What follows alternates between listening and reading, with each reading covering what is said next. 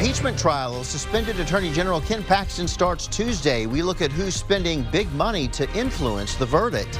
Disaster at a Burning Man festival. Tens of thousands stranded and at least one person is dead. It gets hotter before temperatures come down. We'll show you that warming trend and a few chances for rain.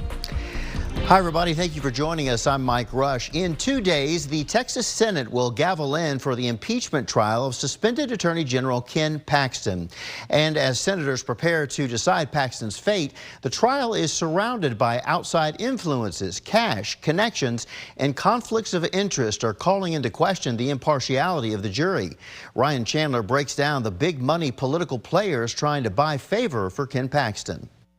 PACs putting pressure on the process, telling Republican senators a vote for conviction is a vote for consequences. If they do decide to do that, ultimately they're going to go back home and hear from their voters. The pro-Paxton group Defend Texas Liberty gave a $3 million contribution to the court's presiding officer just before he's set to try their political ally. I would say that a vote to impeach Ken Paxton does put a senator against most of their Republican voters and on the side of Democrats. And that often does lead to them getting opposition from a very broad conservative coalition. Financial records show more than 95% of Defend Texas Liberty's money comes from just two billionaires, Ferris Wilks and Tim Dunn, kingmakers of Republican politics, who have long been Paxton supporters. Other groups also urging voters to turn up the heat on their senators, like Steve Hotze's Stand With Paxton page. General Paxton has fought these powerful evil forces in court. No wonder they want to get rid of him. Both sides acknowledging this is not a typical trial, with concerns for impartiality. Principle needs to be what guides them, not politics. The Senate is going to try to do this as fairly as possible under the unusual circumstances. We're going to have a hard time finding an impartial jury, I would think. The money game has led government watchdogs to call for stricter ethics rules. Everything that's happening right now, although it doesn't look good, it's legal. What we need long term is a legislature that says, enough is enough. We need to keep the money away from these important decisions. Macias says anti-Paxton groups have also been trying to influence the outcome. And in this case, don't hate the player, hate the game. The lieutenant governor said it best. He said this is not a criminal trial. This is not a civil trial. This is a political trial. Ryan Chandler, KXAN News. Lieutenant Governor Dan Patrick maintains the Senate will conduct a fair and impartial trial, and each senator will independently weigh the evidence. On Friday, he announced he will not accept campaign donations during the trial. Senators and House impeachment managers have made that same commitment. Going in depth now, Paxton's impeachment trial will be open to the public to watch, but you do have to get tickets to it. Tickets will be given out in the morning and in the afternoon for those sessions, and those are available on a first-come, first-served basis.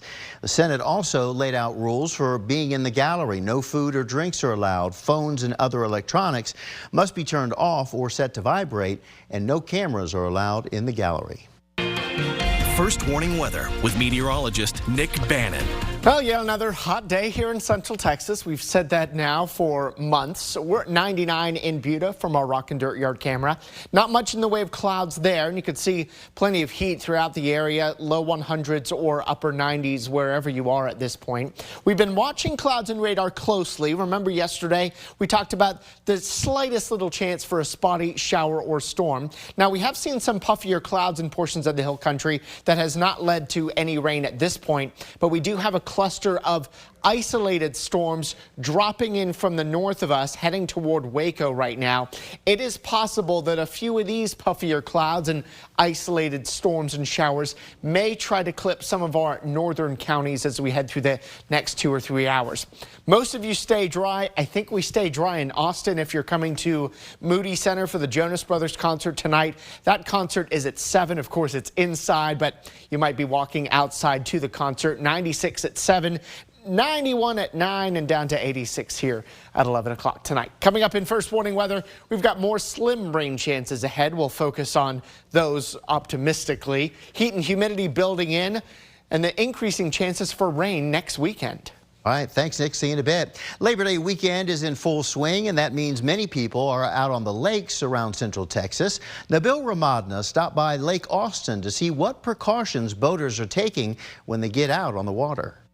Well, any holiday weekend brings a lot of boaters from around Central Texas to many of the lakes. And as you can see here at the Walsh Boat Landing, things are very busy here on Lake Austin. A lot of the boaters we talked to saying that safety is priority this weekend, as many people will be out on these lakes, and certainly you have to keep your eyes peeled when you're out there. I have a 5-year-old daughter, so she's top of mind, so always trying to be safe with her, life jackets and everything, just keeping eyes out and, you know, having a sober driver. Now, certainly this weekend, if you are going out, keep safety top priority. If you are drinking, make sure you have a sober driver. There are officers out patrolling this weekend, but the main thing is have fun and stay safe. Back to you. Thanks, Nabil. Volunteers spent part of their Labor Day weekend working hard on a labor of love. They got out their mowers and other yard tools and cleaned up the Williamson Creek Cemetery in South Austin. The organizer says the cemetery has been neglected for several years. Overgrowth and tree limbs that fell during the winter storm earlier this year obscure the headstones. Slaves from the early 1900s are buried at the historic cemetery, and those who came out today are hoping that their efforts will inspire others to maintain the cemetery. I think that if descendants think that there's people that are strangers that have absolutely no relationship to the people that's buried out here and it's passionate about coming out here and volunteering, that they will also volunteer their time. Cheryl Johnson, who we just heard from, says that she has taken on this task from her father, who passed away earlier this year. She says that he would spend a lot of time caring for that very same cemetery. Going in depth now, KXAN Investigates has examined issues surrounding cemetery care and who's responsible for their upkeep. To watch our coverage, go to the investigation section at KXAN.com. Still to come, the special ceremony in Washington, D.C. highlighting the 78th anniversary of the end of World War II. And a stunning sight in the sky witnessed by many people in one European country. This weekend marks the 78th anniversary of the end of World War II. In Washington, D.C., World War II veterans were recognized at a ceremony at the National World War II Memorial. Wreaths were placed at the memorial's Freedom Wall in remembrance of those who lost their lives in the war. More than 400,000 Americans and 60 million people worldwide were killed in World War II, making it the deadliest conflict in human history. Well, scattered thunderstorms brought heavy rainfall and significant flooding to some parts of Las Vegas on Friday and Saturday. Strong winds and lightning were also associated with the rounds of storms. Cars could be seen driving through the dangerous flooded roadways. According to officials, there have been dozens of calls for swift water rescues in the valley. At least 13 of those calls were in the city of Las Vegas. Even the famous Las Vegas Strip was flooded. Some areas received more than 3 inches of rainfall. And in northern Nevada, flooding there is keeping thousands of attendees at the Burning Man event stranded in Black Rock City. Around 70,000 people remain stuck on muddy campgrounds following 2 days of heavy rainfall. Attendees of the Music and Arts Festival were first advised to shelter in place and conserve food and water on Friday. The Pershing County Sheriff's Office is also investigating a death that happened during the event, but offered few details. One attendee said they are considering an attempt to leave the city despite event gates remaining closed, while others do not necessarily welcome the rain but see it as part of the experience. Festival organizers still plan to host its culminating event this evening, the burning of a large wooden effigy, also known as Burn the Man. Of course, that dust, the ground there got so muddy because of the rain, it's just difficult to come and go. Here in Central Texas, a high of 102 today, so yet another triple-digit day that now makes it 72 for the year, just 18 behind 2011.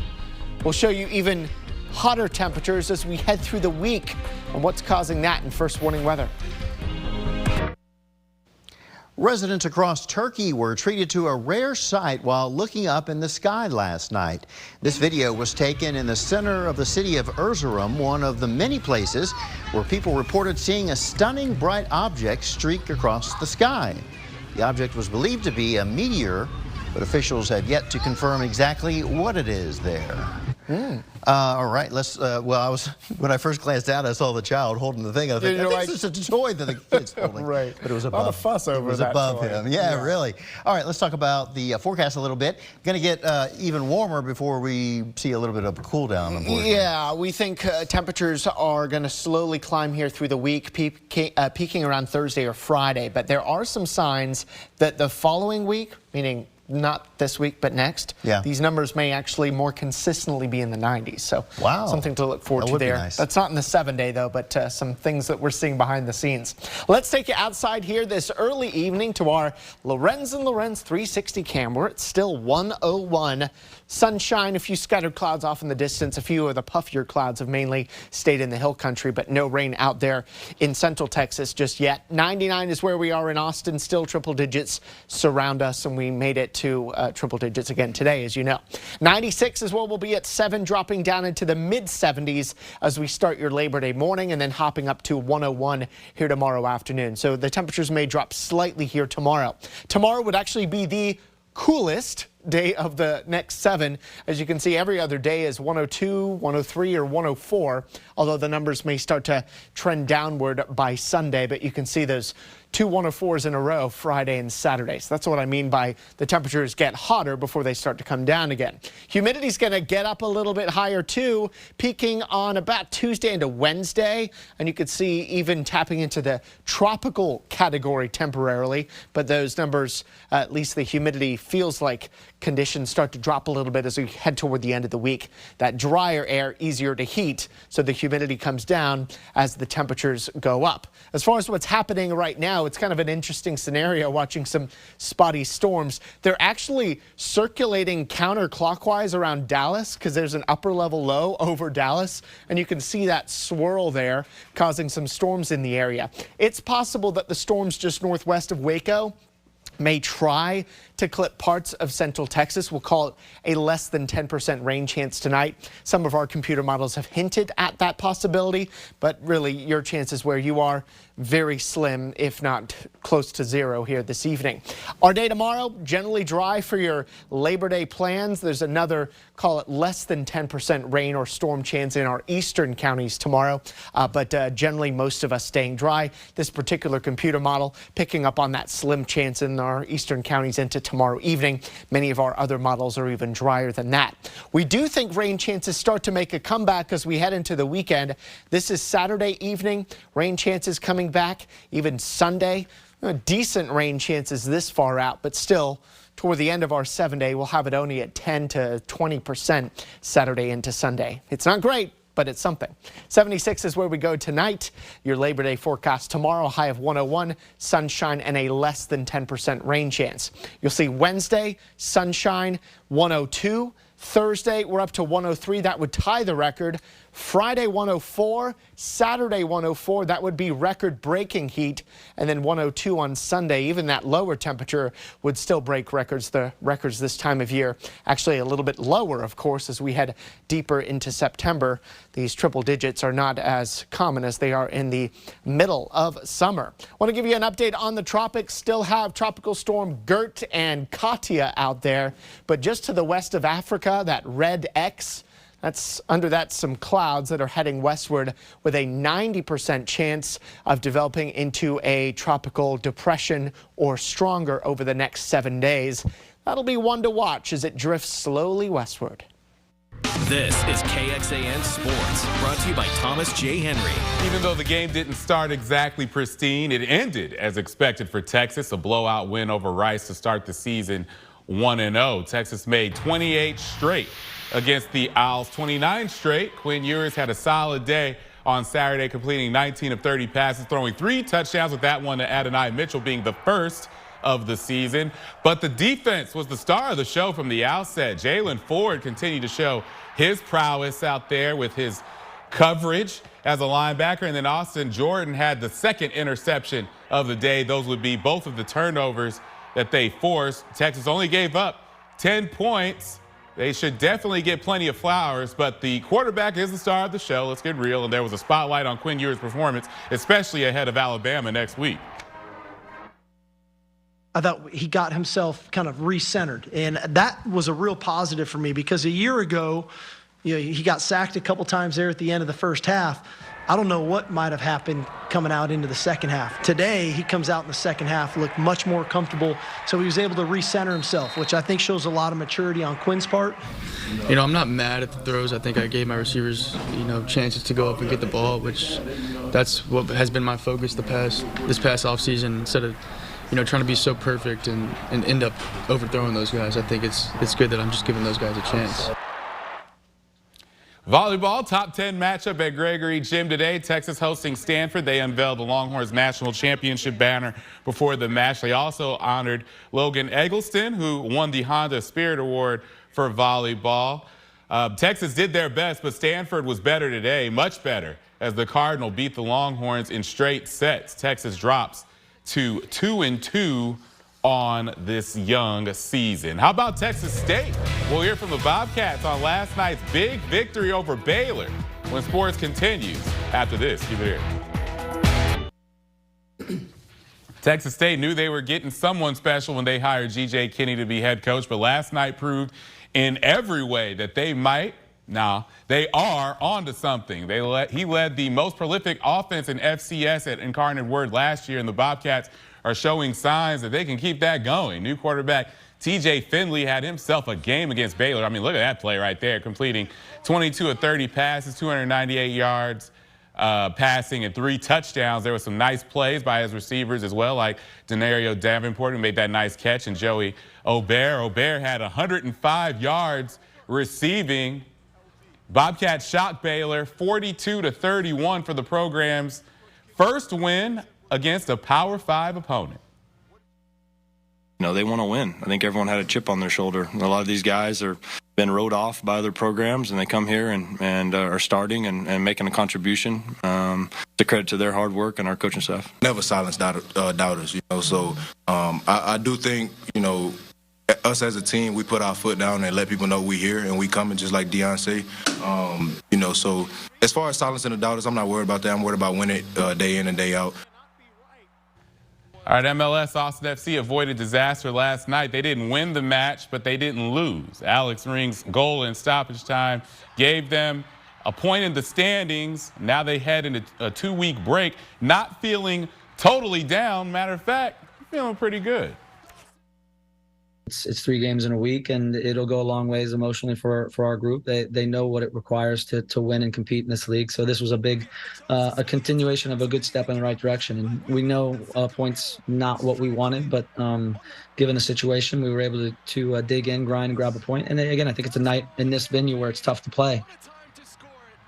All right, so Austin FC won't take the field again until September 17th. So it's going to be a little while. Also, earlier today, Adolis Garcia hit a walk-off home run to give the Rangers the victory. The Rangers are now 1 game back of Seattle for first place in the AL West, half game behind the Houston Astros. The Astros, they'll take on the Yankees today at 6 o'clock. And then the Astros and Rangers will meet tomorrow for a very pivotal series. Yeah. There in Arlington, starting at 3 o'clock tomorrow. So that's going to be a big series there. Should be for sure, yeah. Thanks, Jonathan.